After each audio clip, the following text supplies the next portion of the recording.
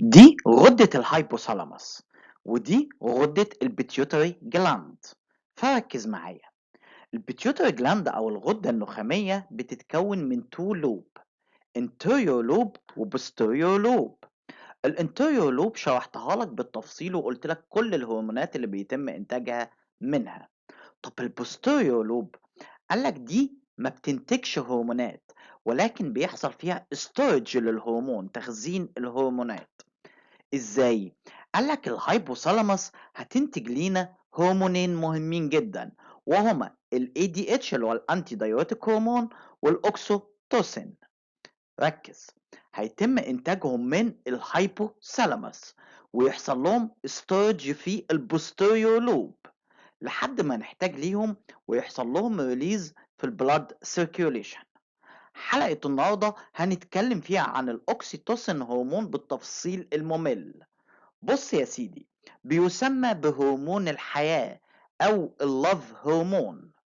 بيتم إنتاجه من الهايبوثالاموس، بيتخزن في البوستيريور لوب للبيتيوتري جلاند، وبيحصل له ريليز لما نحتاجه في الدم. هو بيبتايد هرمون بيتكون من 9 أمينو أسيد، بنعتبره هو والاي دي اتش من الكيميكال ترانسبورتر. النسبة الطبيعية ليه من 50 لأكتر من 2000 بيكو جرام بالملي لتر. حلقة النهاردة حلقة مهمة جدا، هنشرح فيها هرمون الحب أو هرمون الحياة أو الأوكسيتوسين هرمون بالتفصيل الممل. فركز معايا وحضر كشكولك وقلمك وكوباية القهوة بتاعتك، ويلا بينا ندخل في حلقة النهاردة. بس قبل أي حاجة، لو أنت أول مرة تشوفني ما تنساش تعمل لايك للفيديو، شير للقناة وسبسكرايب عشان يوصلك كل جديد. صلى على النبي ويلا بينا ندخل في حلقة النهاردة. معاكم كابتن أناليسيس.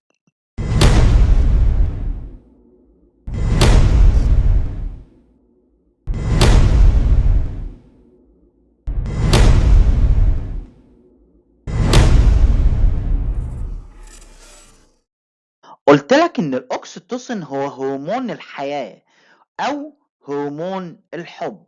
تعال بقى أعمل لك كورليشن ما بين الأوكسيتوسين وأي حاجة تخص الحياة أو الحب. فركز معايا. الأول تعال أشرح لك الأناتومي الخاص بالبيرست، لأن هنتكلم دلوقتي عن الأوكسيتوسين وعلاقته باللاكتيشن الرضاعة. فركز معايا. البيرست بيتكون من الاريولا اللي هي الهالة، وبعد كده النيبل اللي هي الحلمة، والميلك داكت قنوات اللبن، والالفيولا وهي الحويصلات. ايه اللي بيحصل عندنا؟ الطفل لما بيجي يرضع بيعمل ساكينج للنيبل، بيمص الحلمة، فشفايفه بتلمس التاتش ريسبتور اللي موجودة عند الحلمة، وبناء على الحركة دي هيتم إرسال إشارات عصبية للهايبوثالاموس، يقول لها بعد إذنك كوني لينا أوكسيتوسين، ويجي الأوكسيتوسين ينزل للبوستيريور لوب، وبعد كده يخرج منها للبلد. يا ترى هيروح فين؟ قالك هيمشي مع البلد لحد ما يروح للبيرست للثدي عند الحويصلات. هيلاقي عند الحويصلات خلايا بتسمى بالمايو ابيثيليوم سيلز. الخلايا دي الهرمون هيمسك فيها ويعمل لها انقباض. لما الخلايا تنقبض هتدفع اللبن من الميلك داكت للنيبل ويخرج للطفل، وبكده تحصل عملية اللاكتيشن أو الرضاعة للطفل. فركز معايا. طب انت شفت حلقة البرولاكتين او هرمون اللبن؟ قلت لك ان البرولاكتين بيزود من الكونتنت الخاصة باللبن، ولكن الاوكسيتوسين هو اللي بيخلي اللبن يخرج خارج الثدي. العملية دي ليها اسم عام بيسمى بالنيورو اندوكراين ريفلكس، وليها اسم خاص وهو الميلك ليت داون. شرحت لك قبل كده وقلت لك اللي في حاجة اسمها النيجاتيف فيدباك واتكلمنا عنه بالتفصيل، لكن اللي شرحته لك دلوقتي اسمه بوزيتيف فيدباك لوب. الموضوع سهل وبسيط بس محتاج تركيز. يلا نكمل مع بعض. وبما ان الاوكسيتوسين هو هرمون الحياة، تعال اشرح لك علاقة هرمون الاوكسيتوسين باليوترس الرحم. ركز معايا.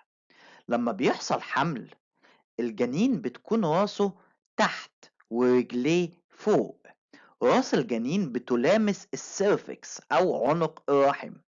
السيرفكس بيكون فيها تاتش ريسبتور. عند الولادة راس الجنين بتحتك بالتاتش ريسبتور دي، وبناء عليه بيتم إرسال إشارات عصبية للهايبوثالاموس. الهايبوثالاموس تنتج لينا الأوكسيتوسين.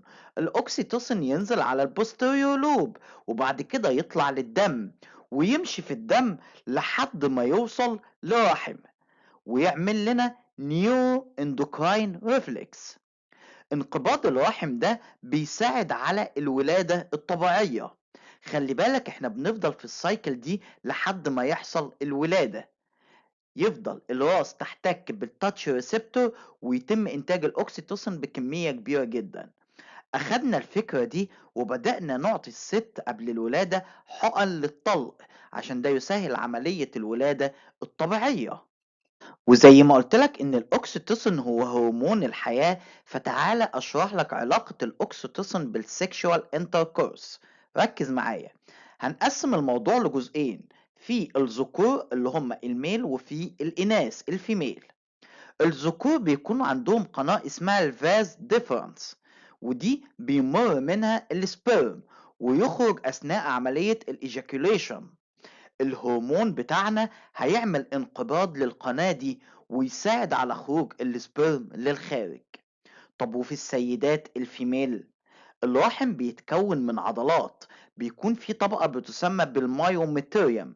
الطبقة دي زي ما قلت لك عبارة عن عضلات.